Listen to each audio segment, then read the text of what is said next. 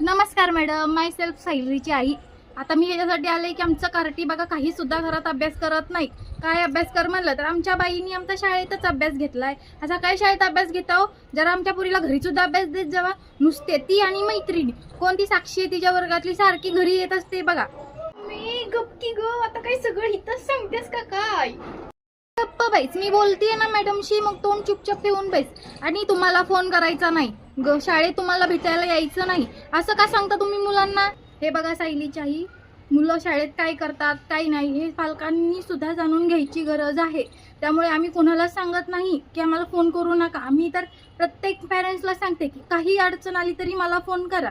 आणि आम्ही असं नाही की त्यांना अभ्यास देत नाही, आम्ही त्यांना अभ्यास देतो. कधीच तुमची मुलगी अभ्यास लिहूनही घेत नाही आणि तो करूनही आणत नाही. आता आम्ही काय करायचं? वाचू आता घरी गेल्यावर काय माझं खरं नाही. ही आई मला धोपटणे ना धू धू धू धू धोपटणार.